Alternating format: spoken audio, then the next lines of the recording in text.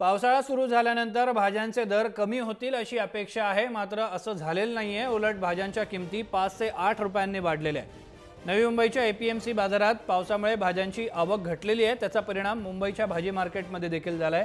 याचा आढावा घेतला आमच्या प्रतिनिधी सीमा दाते यांनी। पाऊस आल्यानंतर भाज्यांचे वाढलेले दर कमी होतील अशी मुंबईकरांची अपेक्षा होती, मात्र ही अपेक्षा पोल ठरली आहे। गेल्या आठवड्यापेक्षा या आठवड्यामध्ये भाज्यांच्या किमतीमध्ये साधारण 5 ते 8 रुपयांची वाढ झाली आहे।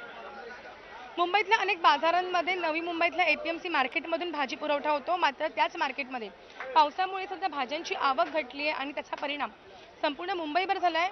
मुंबईतल्या अनेक बाजारात आपण जर पाहिलं तर भाज्यांचे भाव जे आहे ते सध्या 5 ते 8 रुपयांनी वाढलेत। या ठिकाणी आपण जर पाहिलं तर कारलं आहे, कारल्याची किंमत जी आहे ती गेल्या आठवड्यामध्ये 70 रुपये किलो होती, मात्र या आठवड्यामध्ये 10 रुपये वाढून त्याच्यामध्ये 80 रुपये किलोने झाली आहे। तर शिमला मिरचीची किंमत देखील वाढलेली आहे। गेल्या आठवड्यामध्ये 50 ते 60 रुपये किलोनी शिमला मिरची जी आहे ती विकली जायची, मात्र या आठवड्यामध्ये 70 ते 80 रुपयाने शिमला मिरची विकली जाते आहे।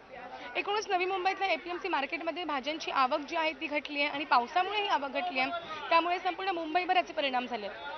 जोपर्यंत एपीएमसी मार्केटमध्ये भाजी पुरवठा व्यवस्थित होत नाहीये, तोपर्यंत मुंबईतल्या अनेक बाजारांमध्ये भाज्यांचे दर जे आहेत ते असे चढे राहणार आहेत। कॅमेरामॅन राजेश धोत्रेसह सीमा दाते, जय महाराष्ट्र, मुंबई।